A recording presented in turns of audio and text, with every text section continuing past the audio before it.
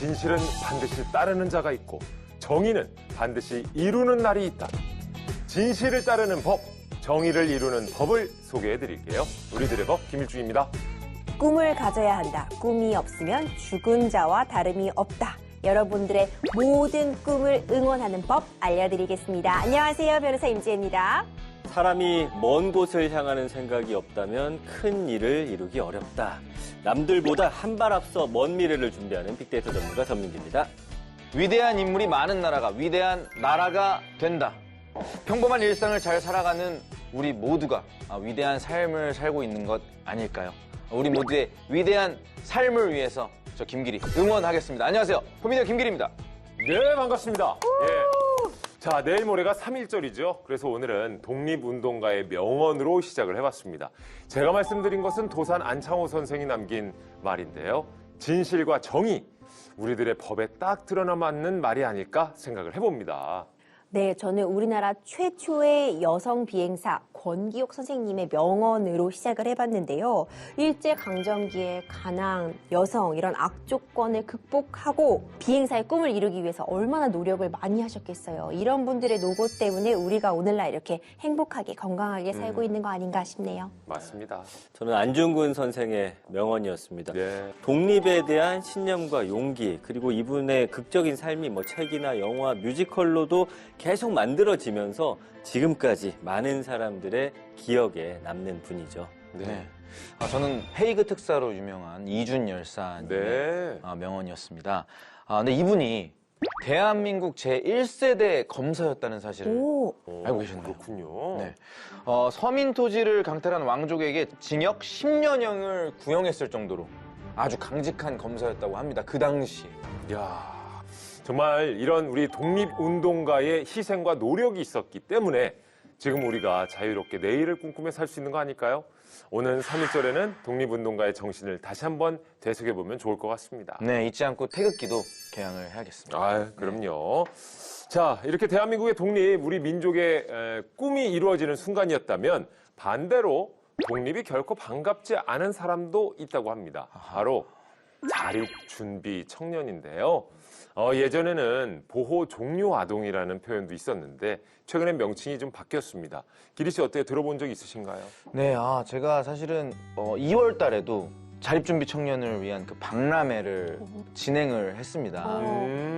그리고 작년에도 했었고. 그렇군요. 네네. 이 보육원에서 지내다가 만 18세가 되면은 보호시설을 떠나서 이 친구들이 생활을 해야 한다고 하더라고요. 근데 이제 뭘 알겠습니까, 사실. 이 어린 그러니까요. 나이에. 예. 그러니까 만 18세. 그러니까 고등학교 막 졸업했을 때에 좀 막막할 것 같긴 해요. 그때 당시에 우리 나이를 되돌아보고 근데 그잖아요. 야, 이 나이 때, 저는 이때까지도 엄마 지갑에서 10,000원짜리 몰래 꺼내고 그랬거든요. 혼자 그때 버렸지 자립한다. 지금까지. 지금은 아니죠. 무슨 말씀이세요? 예, 지금은 아닌데, 와, 그 아이들이 자립해서 혼자 살아나가야 된다? 이거 쉽지 않은 일 같거든요. 맞습니다. 저는 예. 사실 지금도 여전히 부모님께 경제적으로 그렇지는 않지만 여러 가지 어려운 일들이 있으면 상담도 하기도 하곤 하는데 이 친구들은 정말 마치 무인도 같은 곳에 나온 것 같은 기분일 것 같아요. 그렇죠. 홀로 그걸 다 감당해야 되는데. 그렇죠. 말씀 주신 것처럼 경제적인 부분만이 꼭 자립을 뜻하는 건 아니거든요. 우리 지금도 우리 인생에서 선배가 필요할 때가 많잖아요. 이거 어떻게 할까? 이건 어떻게 하는 게 좋을까? 이렇게 어른도 어른이 필요한데 미성년자가 딱 끝났다고 해서 만 18세가 이제 넘었다고 해서 바로 이렇게 너 혼자 자립해라 하는 거 정말 쉽지 않죠. 근데 그나마 다행인 것이요. 최근에는 24살까지 시설에 머물 수 있게 됐다고 합니다. 네. 근데 이게 또 조건이 있다면서요? 그렇습니다. 2021년도에요. 아동복지법이 개정이 되면서 바뀐 부분이 생겼는데요. 법률상 이제 만기 퇴소 기준이 만 18세지만 대학에 다니거나 직업훈련, 병이나 그 외 사유 등을 이유로 해서 만 24세까지 보호기간을 연장할 수 있도록 했습니다. 정말 잘 된 것 같아요. 그 20대 초반에 사실 그때 또 혈기왕성하기도 하고 실수도 가장 많을 나이잖아요. 그리고 또 제가 듣기로는 퇴소를 선택하면 보육소로 다시 돌아갈 수 없다고 하던데 이게 관련 법 제정이 좀 있었습니까? 네, 현행법에 이제 따르게 되면은요, 이제 자립을 선택해서 시설에서 퇴소를 한 경우엔 24세 이전이라도 재입소가 불가능하다고 합니다. 그래서 예상치 못했던 사고나 질병으로 문제가 생겨도 홀로 해결할 수밖에 없었던 거죠. 또 최근에는 이 법이 개정이 되었는데요. 보호시설에서 나온 청년이 자립에 어려움을 겪고 다시 보호를 받을 수 있는 아동복지법 개정안이 지난 1월 9일에 국회를 통과했습니다. 충분한 준비가 없이 시설에서 나와 자립에 어려움을 겪고 있는 청년이 스스로 일어설 때까지 어떤 의지할 공간이 생기게 된 거죠. 이 개정안이 굉장히 중요하다고 느껴지는 게 실제로 그 정착하지 못하고 힘들어하다가 극단적인 선택을 하는 경우가 있었습니다. 지난해 여름에만 해도 엿새 간격을 두고서 자립준비 청년이 잇따라 극단적인 선택을 했는데요.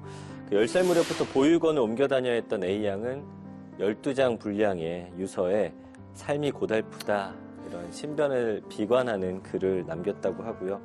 그 충격적인 거는 한 조사를 보니까 이 자립준비 청년 절반 가까이가 죽음을 생각했다라는 점인데요. 그래서 경제적 어려움, 주거 문제, 심리적 부담이 독립 후에 이들이 겪는 가장 큰 어려움이었다라고 이야기를 하고 있습니다. 네, 이 경제적 지원들이 굉장히 많이 늘어나고 있다고 저도 얘기 들었는데 사실 그 친구들을 직접 만나서 얘기를 해보면은 그 돈을 노리고 있는 또 사람들도 많더라고요. 그래요? 그러니까 아이들이 당장 이걸 어떻게 사용해야 되는지 알려줄 수 있는 사실 어른들도 필요하고 이 지원이 필요한 거죠. 야.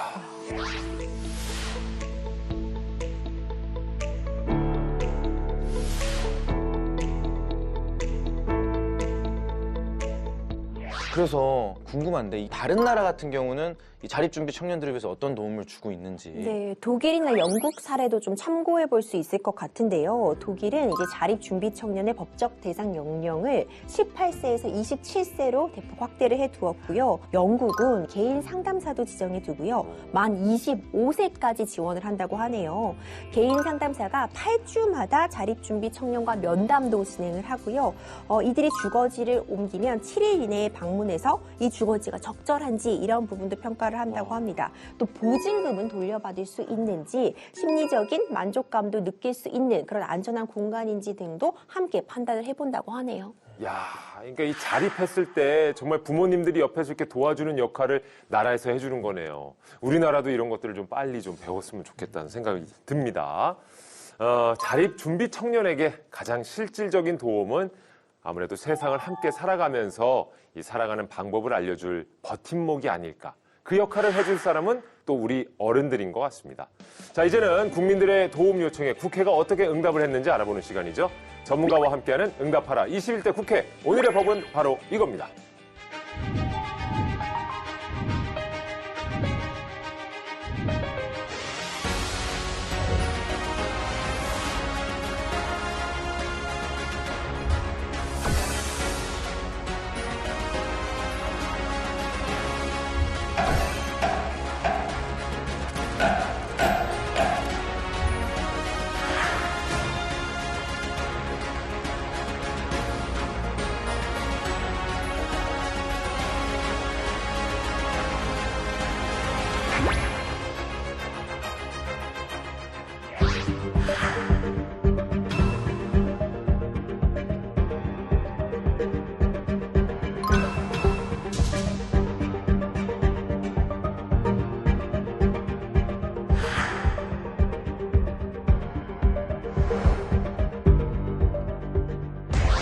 전세사기 피해자 지원 및 주거 안정에 관한 특별법안 대안은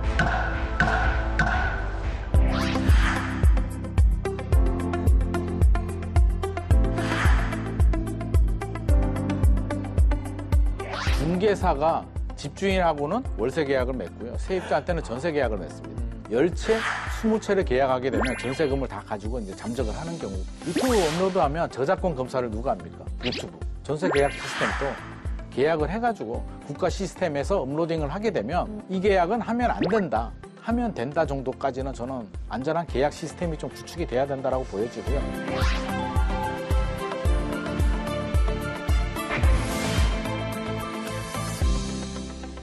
자, 이분은요, 대한민국의 주거 안정을 위해서 노력하시는 분입니다. 복잡하고 어렵고 하지만 중요한 부동산 문제를 누구보다 명쾌하게 분석하는 현장형 전문가 김인만 소장님 자리해 주셨습니다. 어서 오십시오. 안녕하세요. 김인만입니다.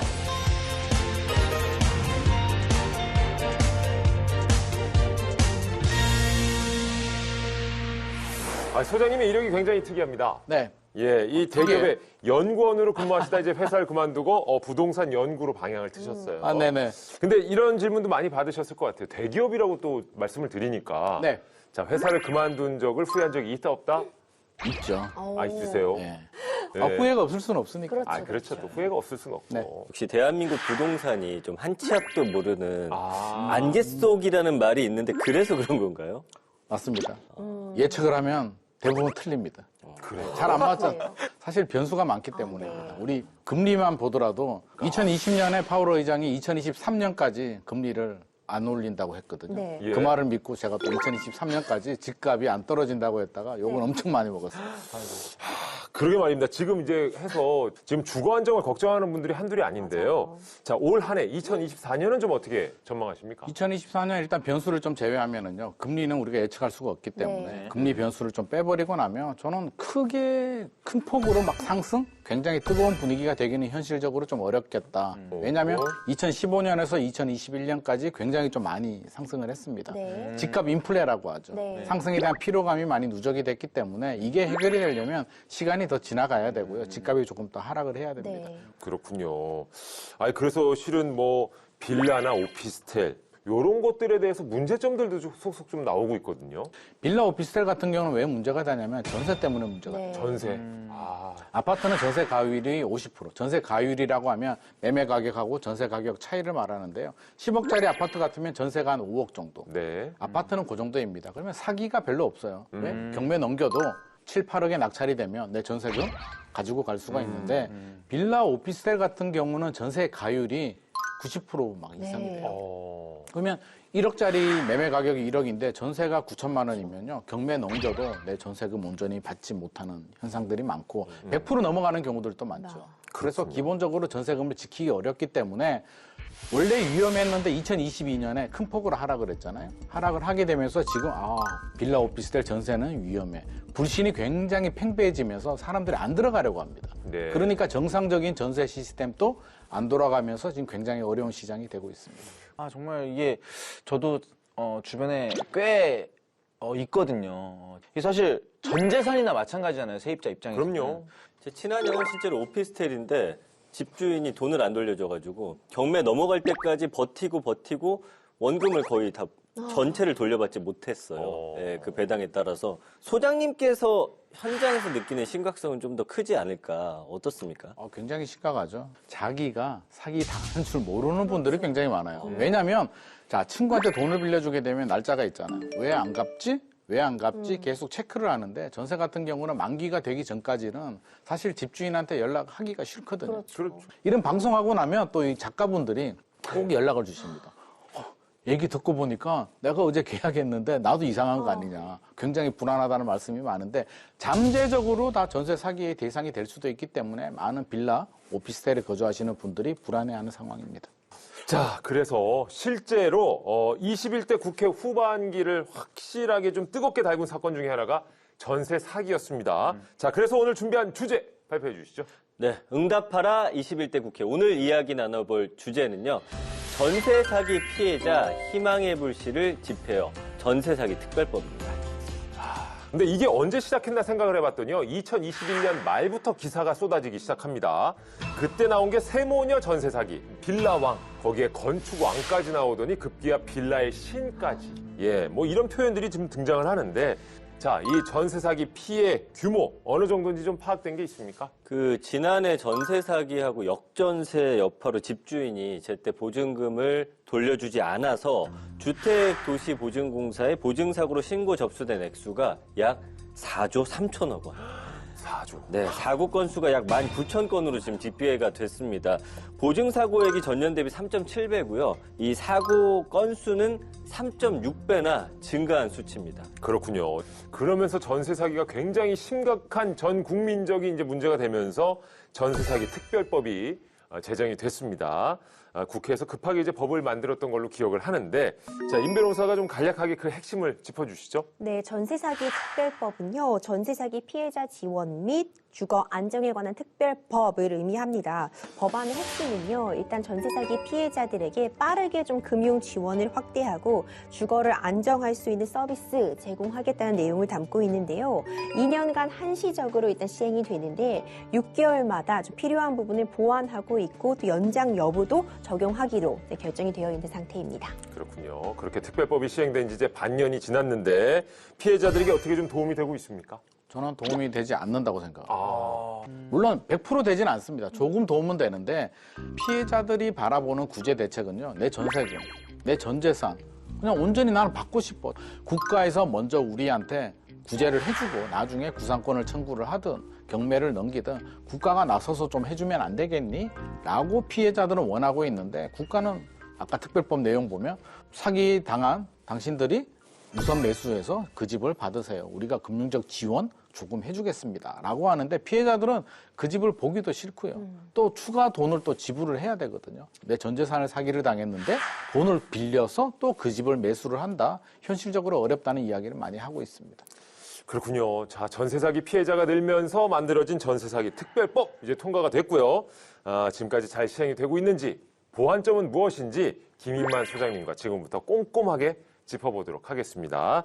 자, 전 팀장 첫 번째 핵심 내용이 뭐죠? 네, 그 첫 번째 핵심 내용은 전세 사기 피해자가 넘어야 할 4개의 관문입니다. 그렇군요. 그러니까 전세 사기의 지원 대상이 되기 위해선 법으로 정한 피해자로 인정을 받아야 한다인 건데 어떤 것이 있습니까? 네, 이 지원을 받으려면 내가 지금 보증금 못 돌려받고 있어요. 이것만으로는 부족합니다. 전세사기 피해자 결정 신청을 해가지고 전세사기 피해자로 인정을 받아야 되는데요. 또 그 요건이 꽤 까다롭습니다. 일단 주민등록을 마치고 확정일자를 받을 것, 임차 보증금은 5억 원 이하일 것, 다수 임차인의 피해 발생 또는 피해 발생이 예상되는 상황일 것, 그리고 임대인의 보증금 반환 채무 미이행의 고의성, 그러니까 임대인이 고의로 이렇게 보증금을 반환하고 있지 않을 것, 이 요건이 통과가 돼야지 피해자로 인정을 받게 됩니다.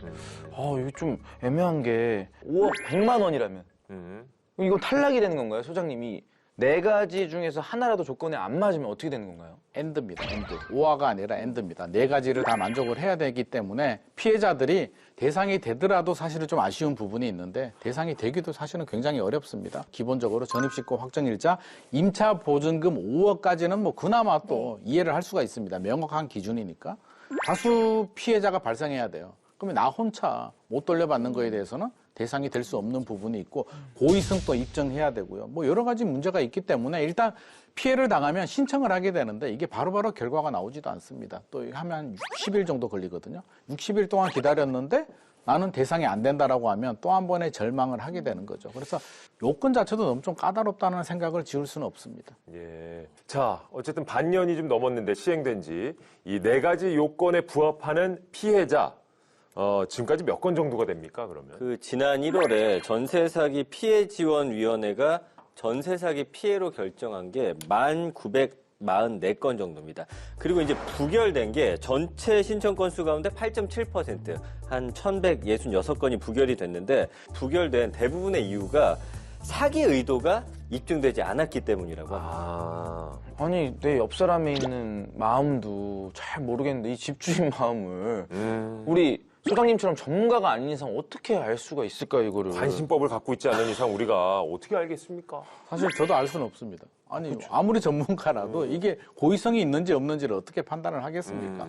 예를 들어서 인천이라든지 대규모의 사기 피해자들이 있다면 인정을 받을 수는 있겠죠. 한두 명이 아니니까 고의성이 있는데 나 혼자 사기를 당했거나 한두 명 정도라면 현실적으로 고의성을 입증하는 건 굉장히 어렵고요. 많은 사기 피해자들이 있기 때문에 아마 정부도 이런 요건을 만들긴 했는데 이런 분들에 대해서는 요건 자체를 좀 낮춰서 우선 매수권이라든지 금융 지원에 대해서는 문턱을 조금 더 넓힐 필요는 있을 것 같습니다.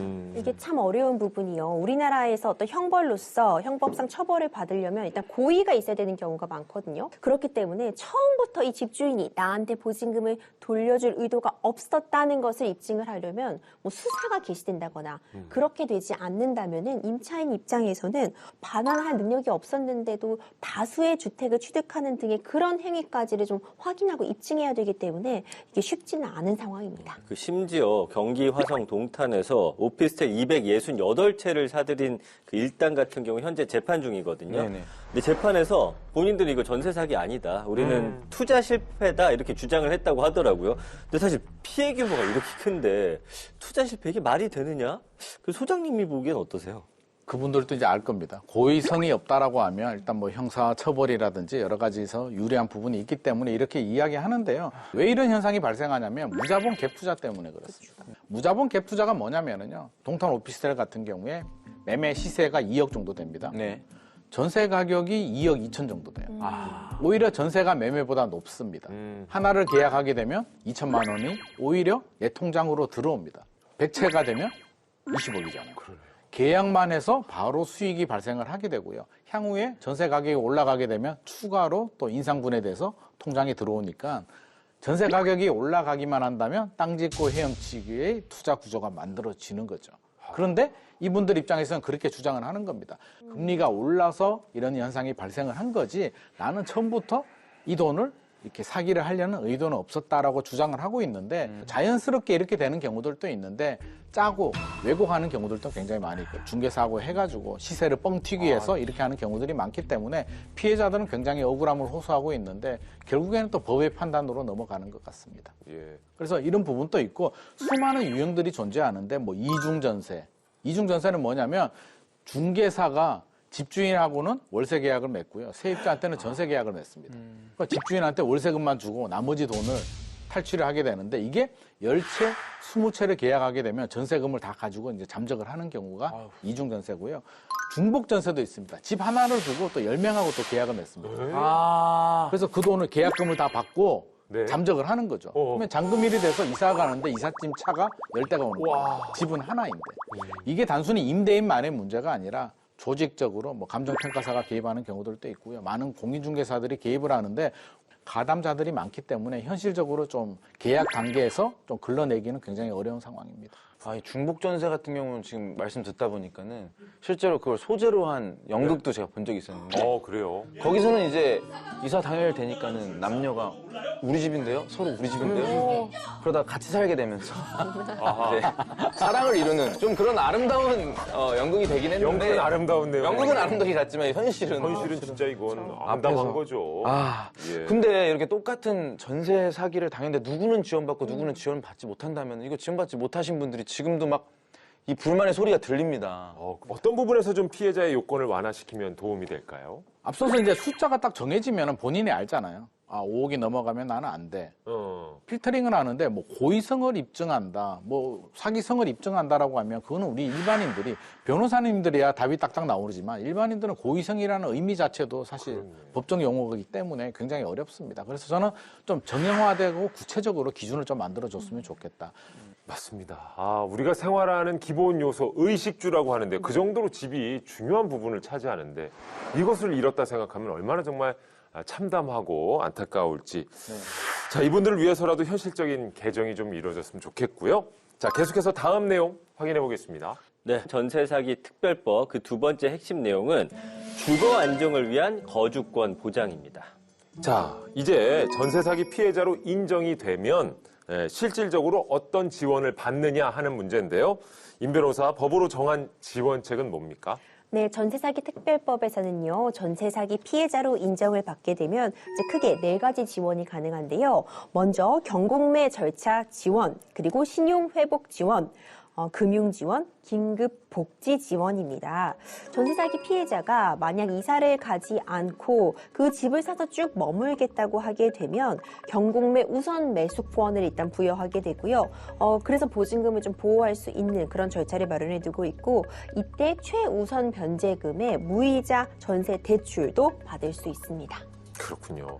아무래도 전세 사기 피해자들이 가장 받고 싶어하는 보상은 보증금 환수, 그리고 또 당장 살 집 마련, 이 부분이 아닐까 싶은데요. 눈에 띄는 게 이제 피해 금액의 일부를 되돌려 받을 수 있는 최우선 변제금이라는 것이 있습니다. 지금 이게 어느 정도 지원이 되고 있습니까? 최우선 변제금이라고 한다면 내가 세입자인데요. 내가 후순위라도 최우선에서 요 정도 금액은 세입자한테 먼저 좀 줘라. 경매 낙찰이 되면 제일 먼저 빼서 세입자한테 먼저 좀 지급을 해주는 제도입니다. 굉장히 좋은 제도이긴 한데요. 아쉽다면 금액 자체가 기준이 있습니다. 2023년 2월 14일 이후에 서울 기준에서 제가 간단하게 말씀드리면 보증금이 1억 6,500만 원 이하여야 됩니다. 네. 그러면 5,500만 원까지 우선해서 변제를 받게 되고요. 과밀억제권은 1억 4,500만 원 이하에 4,800만 원, 광역시는 8,500에 2,800만 원, 그 밖의 지역은 7,500에 2,500만 원인데 이게 금액 자체가 작은 것도 문제고요. 또 하나의 문제는 제가 2023년 2월 14일 이후 기준이라고 했잖아요. 네. 막상 해보면은 기준이 뭐냐면 선순위 근저당 설정권자가 있죠. 은행에서 돈을 빌렸습니다. 근데 은행에서 예를 들어서 2018년에 빌렸어요. 2018년에 빌리면 2018년 기준이 적용이 됩니다. 2023년 기준이 아니고요. 예. 그러면 보증금 금액도 낮아지게 되고 피해 보상 금액이 낮아져서 받을 수 있는 줄 알았는데 못 받는 경우들이 또 많이 생기고 있어서 또 한 번에 또 절망을 하는 경우들이 있습니다. 심지어 이게 또 기준에 넣다 보면 또 이게 또 더 줄어들 수도 있고. 네. 물론 이유는 있습니다. 이게 선순위권자도 보호를 해줘야 되거든요. 우리가 은행이 아니라 예를 들어서 제가 김기리 씨한테 돈을 빌려주고 근저당을 설정을 했습니다. 네. 근데 이제 세입자가 있겠죠. 추후에 들어왔는데 세입자한테 모든 걸 맞춰주게 되면 선순위로 근저당을 잡은 제가 피해를 볼 수도 있는 부분이 있잖아요. 그래서 최소 금액 정도로만 해줬는데 현실과는 좀 동떨어지는 부분이 있습니다. 서울에서 보증금 1억 6,500만 원 이하에 5,500만 원을 보호해주면 사실 이런 집 찾아보기도 어렵고요. 빌라, 일부 빌라만 대상이 되기 때문에 저는 기준 금액을, 보증금 금액도 좀 올려주고 피해 보상 금액도 사실은 좀 올려줄 필요도 있겠다라는 생각이 듭니다. 네. 경매 절차도 지원한다고 하셨는데 경매를 누가 어떻게 하는지 이거는 케이스 바이 케이스라고 우리가 좀 알고 있어야 될 것 같은데 이게 무슨 의미냐면 자, 예를 들어서 저하고 제가 세입자인데 기리 씨하고 같이 낙찰이 들어갔는데 저는 1억 원을 썼고요. 기리 씨는 1억 2천을 썼다. 그러면 제가 1억 2천을 주고 그 집을 낙찰받을 수 있는 권리를 주는 제도입니다. 그러니까 그게 필요하신 분들이라면 아, 나는 이 집이라도 꼭 낙찰을 받아야겠어 라고 하시는 분들한테는 도움이 될 수는 있는데요. 그게 아닌 분들, 나는 낙찰 받을 생각이 없어 라고 하시는 분들한테는 실질적인 도움이 안 될 수도 있고 이게 경우에 따라서 혜택을 받는 분들도 있고 혜택을 전혀 받지 못하는 분들도 있습니다. 자, 그럼에도 피해자 입장에선 정말 울며 겨자 먹기로 경매에 나온 집을 사서라도 보증금을 회수하겠다라는 생각을 하실 것 같은데 실제로 이런 경우가 얼마나 많은지 조사가 좀 됐습니까? 네, 관련 조사가 있더라고요. 지난해 1월부터 7월까지 수도권에서 자신이 거주하던 주택을 낙찰받은 세입자가 174명으로 집계가 됐는데요. 이게 이제 전년 동기 대비 무려 97.7%나 증가한 수치입니다. 그 전세 사기 피해가 컸던 인천에서 2021년 1월부터 7월 6명에 그쳤는데 지난해 같은 기간은 37명으로 무려 6배 넘게 늘었고요. 서울은 53명에서 84명으로 58%. 마지막으로 경기에서는 29명에서 53명으로 83%나 늘어난 걸로 지금 조사가 됐습니다. 아, 이 낙찰을 받으면 또 집값을 내야 되는데 아니 전세 사기 피해자들이 그만한 여력이 과연 어디 있으며 그러니까요. 이 전세 대출이 있으면 또 빚을 내서 집을 사야 하는 이 상황이라 부담도 클 것 같은데. 그렇죠. 이 부분이 이제 가장 문제가 되는 부분이고요. 물론 국회의원분들도 충분히 고민해가지고 좋은 정책을 만든 거는 맞습니다. 이런 피해 대책도 필요한데 중산층이 사는 아파트에 이런 집들이 아니고요. 사기를 당하는 주택들을 보면 주로 한 5천만 원에서 2억 사이 주택들이 굉장히 많이 있습니다. 그 얘기는 사회 초년생들이 진짜 5천만 원이 전 재산이고요. 그 돈 또 못 돌려받는데 추가로 또 몇천만 원을 대출을 받아서 이걸 산다는 것 자체가 현실적으로 굉장히 부담스럽고 이자를 내고 울며 겨자 먹기로 그 집을 경매 낙찰을 받았는데 오르지는 않고 이자만 내면 또 제2의 피해가 또 될 수도 있는 부분이죠. 그래서 현실적으로 굉장히 어렵다. 네. 그런 여러 가지 이유로 해서 집을 사길 꺼려하는 피해자들을 위한 지원책도 있습니다. LH가 해당 주택을 매입해서 낮은 임대료로 장기 거주권을 준다는 내용인데요. 지금 이게 운영 중입니까? LH에서 지난 1월 24일이죠. 공공사업자 최초로 이제 낙찰을 받았는데 LH가 만든 게 열쇠는 아니잖아요. LH 부채가 138조 원이 넘습니다. 근데 LH가 물론 미추홀구 같은 경우에 워낙 문제가 심각하기 때문에 일부 주택들은 낙찰을 받을 수는 있겠으나 저는 은발의 오줌 누기 정도밖에는 되지 않을 것 같습니다. 이런 정책이 나오면 또 피해 당하신 분들이 LH가 모든 주택을 다 매입을 해서 내가 그 집에 편하게 저렴하게 거주할 수 있겠다라는 또 희망을 가질 수는 있는데 현실적으로는 굉장히 선별해서 LH도 일부 물건들만 낙찰을 받을 수 있지 모든 피해 주택을 낙찰받는 건 아니라는 점을 좀 알고 있어야 될 것 같습니다. 근데 어쨌든 문제는 당장 주거는 해결할 수 있는데 피해자들이 체감하는 그런 실질적 도움이 조금 부족한 거 아닌가라는 좀 생각은 들어요. 부족하죠. 네. 피해자들이 원하는 거는 그냥 내 돈 돌려받는 겁니다. 그렇죠. 다 필요 없고요. 그게 제일 깔끔할 매수권도 텐데. 싫고요. 맞아요. 어쩔 수 없이 갈 데가 없으니까 이제 LH가 매입한 주택으로 가게 되는데 이것도 혜택은 맞습니다. 최초 6년 정도는 시세의 30% 정도 저렴하게 거주를 할 수가 있고요. 14년까지는 30에서 50% 수준으로 저렴하게 거주할 수는 있는데 차선책이고요. 네. 혹시라도 이렇게 차선책에 들어가시는 분들이라면 이제 생각을 바꿔야 되는 게 막연하게 내 전세금을 돌려받을 수 있겠다라는 희망을 가지기보다는 시세보다 저렴하게 이렇게 몇 년 동안 거주할 수 있기 때문에 혜택을 보면서 빨리 허리끈을 졸라매고 열심히 일해가지고 이 돈에 미련을 가지기보다는 오히려 빨리 새 출발하는 게 더 좋은 방법이 될 수도 있습니다. 정말 시간이 흐를수록 피해자들의 고통은 점점 더 커질 것 같아요. 실질적인 정말 대책이 필요할 것 같은데 소장님께서는 좀 어떤 대안을 내놓으실 수 있을까요? 일단 우리가 여러 가지를 좀 고민을 해야 되는데요. 저는 전세 사기 특별법을 보면 예방 대책은 좀 빠져 있습니다. 예방 대책 중에도 이제 그런 내용들은 있죠. 집주인 동의 없이 세금 체납 정보를 확인할 수 있게 해주겠다라는 이런 내용들이 들어가 있는데 저는 이걸 보면서 사실은 좀 불만이 있어요. 왜 불만이 있냐면 사회 초년생들이잖아요. 2030들이 일하기도 바쁘고 공부하기도 바쁜데 세금 체납을 또 떼러 가야 됩니다. 떼서 확인을 했어요. 세금 체납이 있습니다. 가서 체납이 있는데요 라고 이야기를 하면 공인중개사가 또 뭐라 그러겠습니까? 가담한 공인중개사가 괜찮아 해 라고 할 거란 말이에요. 그걸 반박할 수 있는 현실적인 어려움이 있습니다. 그러면 저는 계약 시스템 자체가 우리가 IT 강국이잖아요. 네. 유튜브 업로드 해보셨죠? 네. 유튜브 업로드하면 저작권 검사를 누가 합니까? 유튜브가 하거든요. 업로딩하면 뺑글뺑글 돌아가면서 이제 저작권 검사를 하는데 저는 전세 계약 시스템도 계약을 해가지고 국가 시스템에서 업로딩을 하게 되면 뺑글뺑글 돌아가서 이 집은 집주인이 세금 체납 문제가 있어. 집주인이 주택을 너무 많이 가지고 있어. 전세금 반환하지 못한 이력이 있어. 라는 걸 걸러내서 이 계약은 하면 안 된다. 하면 된다 정도까지는 저는 안전한 계약 시스템이 좀 구축이 돼야 된다라고 보여지고요. 안전하다면 자동으로 보증보험 가입할 수 있도록. 이렇게 하면 지금 허그도 문제가 무분별하게 보증보험을 가입시켜 주다가 지금 4조 원 정도 지금 문제가 되고 있는데 허그 돈이 우리 국민 또 세금이죠. 그래서 빨리 안전한 계약 시스템은 구축이 돼야 될 것 같고요. 피해자들에 대해서는 이거는 가입이 안 된다고 한다. 나는 이 계약은 무효로 하겠다라고 해서 빨리 전세금 돌려받는 것이 좋을 것 같습니다. 그 전세 사기 피해자들 대부분이 2030 세대라고 말씀하셨잖아요. 네네. 젊은 세대는 물론이고 전세 사기로 누구도 피해받지 않기 위해서는 사실은 좀 제대로 된 교육이 필요하지 않나. 그런 면에서는 소장님이 좀 나서 주셔야 돼요. 지금 방송 끝나셨으면 빨리 가세요. 교육하셔야죠, 진짜. 아 진짜 불러주신다면 기능제보도 재능기부도 할 말이 헛나옵니다. 마음에 없으신 말씀 하시는 거 뜨끔합니다. 공짜는 좀 곤란할 것 같고요. 사례로 조금만 주신다면 열심히 하도록 하겠습니다. 어쨌든 좀 이런 것들을 저희가 잘 알아야 임차인 입장에서도 피해보지 않을 예방이 미리 되지 않을까 싶습니다. 확실히 우리 기리 씨랑 저랑은 확실히 교육을 좀 더 잘 받아야 될 것 같긴 해. 확실히 우리 둘이 좀 이런 부분에 약할 수 있어.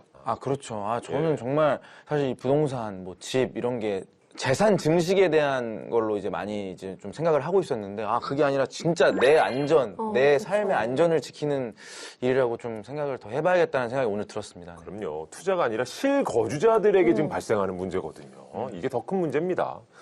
자, 오늘 정말 김인만 소장님 모시고 전세 사기 특별법 시행 이후의 상황에 대해서 저희가 좀 이야기를 나눠봤는데, 임 변호사 어떠셨어요? 네, 정말 유익한 이야기 해주신 것 같아요. 우리 소장님께서도 말씀해주신 것처럼 이런 방송, 이런 교육들이 더 많이 있어야 될 것 같거든요. 사기는 사실 가장 좋은 게 예방입니다. 근데 조금만 기본적인 법률 지식을 알고 계시면 그래도 겪지 않아도 되는 어려움을 피하실 수도 있거든요. 이런 방송들 많이 좀 참고하셔서요. 최대한 예방하실 수 있도록 우리 모두 좀 경각심을 가질 필요 있을 것 같습니다. 맞습니다. 예. 예방 말씀하셨는데 조금만 우리가 관심 갖고 좀 알고 배우면 어느 정도 막을 수 있다라는 점 또 알게 됐고요. 그다음에 사회적으로는 안전한 그 계약 시스템 구축하자고 하셨는데 이 두 가지만 제대로 돌아가도 전세 사기는 확 줄일 수 있지 않을까 그런 좀 희망을 가져봅니다. 자, 정말 대기업을 박차고, 예, 우리 대한민국 국민들의 부동산 주거 안정을 위해서 지금 힘쓰고 계시니까 앞으로도 조금만 더 좀 힘내주시기 바라겠습니다. 알겠습니다. 기능 제보, 예, 앞으로 좀 많이 해주시고요. 많이 하도록 하겠습니다. 예, 김인만 소장님이셨습니다. 오늘 정말 감사합니다. 감사합니다.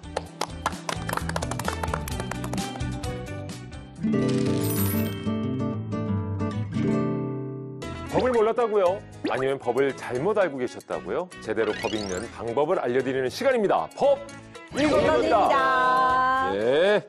자, 어떻게 여러분들께서도 좀 중고 거래를 좀 하십니까? 예. 저는 굉장히 특별한 거를, 뭐요?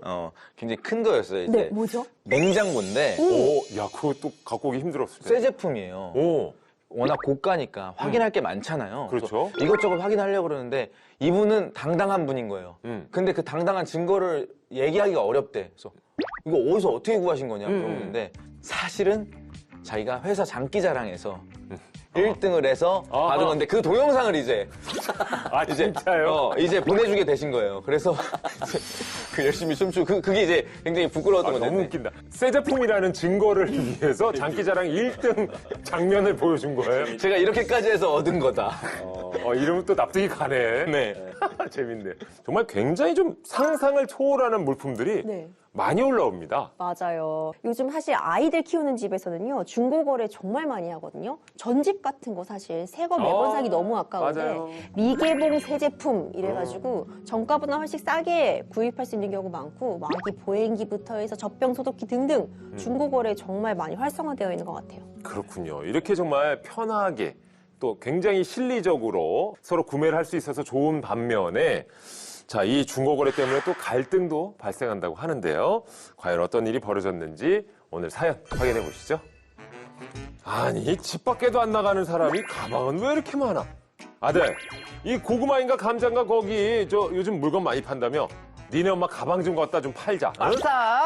아싸, 내 온도 올라가겠네. 나도 얼마 전에 문제집 팔았는데 진짜 빨리 잘 팔려. 잠깐만, 넌 학생이잖아. 거기다 문제집을 팔면 어쩌자는 거야? 아, 생각이 있어 없어, 아들? 아, 아빠, 난 공부보다 예체능이 더 잘 어울려. 내가 이 얼굴로. 공부는 아깝지. 그건 또 맞지. 네가 또 아빠를 닮아가지고 길쭉하고 깔끔한 게 뭐. 나랑 또 생김새는 DNA가 판박이야, 그치? 그나저나 가방 팔면 아빠 쫓겨날 것 같은데 감당 가능하겠어요? 설마 죽기 야겠냐? 살림에 보태야지. 자, 가방에서 뭐 쌀이 나와, 고기가 나와. 알았어요. 올리긴 올리는데 이거 전쟁 날 것 같아서 불안한데. 누에 빗동 가방 싸게 팝니다. 내고 안 됨 쿨거래 직거래 환영. 띵동. 가방 제가 삽니다. 쿨거래 가능. 활동 주차장 5분 컷 가능. 오, 바로 왔네. 아버지 집 앞이니까 후딱 조심히 걸리지 않게 잘 다녀오세요. 그러니까 그거 맞죠? 아저씨 그 누에비똥? 그런데 이게 좀 싸게 내놓으셨던데 이 정품 맞죠? 아, 완전 새 거예요. 1년에 한 번 할까 말까한 정말 흠집 하나 없는 정품 맞습니다. 근데 아저씨 이거 아내 물건 이렇게 막 팔아도 괜찮아요? 지금 걱정하시는 거예요? 부러운 거예요? 아니, 아내 것도 내 거고 내 것도 내 거지 뭐 다 그런 거예요. 아이고, 이거 보니까 집에서 꼼짝도 못 하시는가 보네. 난 안 그래. 나는 떵떵거리면서 산다고. 저야 뭐 물건 사면 끝이니까 이거 아저씨 돌려달라 그런 말 절대 하시면 안 돼요. 절대 거래 취소 안 합니다. 한 번 거래하면 끝이에요. 저 바로 차단할 겁니다. 아헤이, 한 번 뱉은 말을 주워 담는 사람이 아니야 내가. 걱정하지 말고 가셔. 아침까지 분명히 여기 있었는데. 아들, 우리 엄마 베이비 누에비통 못 봤어? 그게 말이야. 그러니까 엄마, 아빠가 얘기해. 뭐? 그거 뭐? 내가 팔았어. 왜? 이 집에 있는 거 다 내 거야. 이거 네 것도 내 거고 내 것도 내 거. 이거 몰라? 어머, 뭐 그런 말이 다 있어. 내 건 내 거지. 내 가방은 내가 알뜰 살 때 모아 산 거라고. 그리고 이게 얼마짜리인 줄 알아? 뭐 어떻게 다시 돌려놓으라고 그래. 이미 팔았는데. 그리고 뒤져봐. 땡전 한 푼도 없어. 돌려줄 돈이 없어서 못 가져와. 나 정말 안 참아. 오늘 안에 가방 당장 찾아와요. 아들, 아빠랑 빨리 다녀와. 전 몰라요. 뭐 부부 문제는 부부가 해결하지. 두 분이 원만하게 합의 보세요. 너무 화가 치밀어 오르네요. 그래요? 네. 아니, 내가 알뜰 살 때 모아 산 가방을 이걸 동의도 받지 않고 팔아버리면 안 되죠. 그러네요. 제가 만약에 MC님 막 애지중지하는 그런 막 게임기 이런 거를 게임하는 거 꼴 보기 싫다고 막 그냥 갖다 내다 팔면 안 되잖아요. 그것도 많이 하던데. 남자들 혼나요, 심지어. 그런 거 많이 보는데. 이렇게 상황이 다르네요. 다릅니다. 예. 자, 근데 실제로 중고거래 사이트에 가면 이런 글들이 꽤 있다고 맞아요. 합니다. 아내 몰래 혹은 남편 몰래 이 물건 팔아요. 자, 그래서 이분들의 가정은 괜찮을까 걱정했는데 이게 실제로 있었던 일입니까? 이게 이제 인터넷 커뮤니티를 아주 뜨겁게 달궜던 사연을 조금 각색한 건데요. 실제 사연이 이렇더라고요. A씨 남편이 반찬은 3개 이상 금지. 그 다음에 집안의 조명도 1개 이상 금지를 외칠 정도로 정말 지독한 짠돌이라고 합니다. 이 짠돌이 남편의 취미가 중고거래였는데 그 장롱 한쪽에 모셔놓은 옷은 물론이고 일부러 아껴둔 가방까지도 중고거래 사이트에 매물로 실제로 올렸다고 해요. 이 사실을 알게 된 A씨가 야, 왜 남의 물건을 함부로 파냐라고 이제 화를 냈더니 짠돌이 남편은 부부 사이가 왜 남이냐. 당장에 안 쓰는 거면 앞으로도 안 쓰는 거다라고 하면서 정말 대수롭지 않은 반응을 보였다고 합니다. 자, 이게 진짜 심각할 수 있어요. 뭐 부부가 남이냐?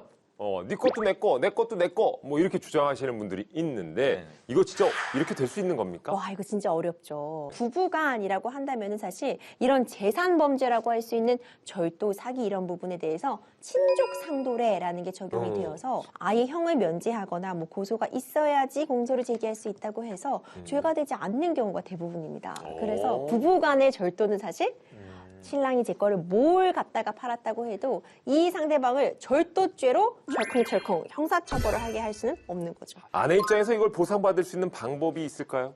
그러니까 부부간이라고 하면은 절도죄로 뭔가 고소해가지고 처벌은 받게 못한다고 해도 당연히 함부로 가져가서 이득을 취했잖아요. 지금 그 판매 대금 네. 남편이 꿀꺽한 상태이잖아요. 그렇기 때문에 그 부분에 대해서 뭐 손해배상 청구라던가 아니면은 그 상당액을 원인 없이 가져간 거니까 부당이득 반환 청구 이런 부분은 법적으로 가능은 해 보입니다. 그렇군요. 이 정도까지 가는데 거의 이혼 아닙니까 이거? 그러게요. 세 분은 어떻게 만약에 그런 상황이 발생한다면, 그러니까 예를 들어서 예. 차를 너무 좋아하시잖아요. 예. 차를 근데 너무 고가잖아. 좀 더 낮춰봐야겠다, 너무 금액을. 고가에 말도 안 돼. 난 들어 누워 그러면 진짜. 이 정도는 가야지. 이 정도는 가야지 소송이 가능한지. 말도 안 돼요. 그건 안 돼. 생각만 해도 아찔하네요.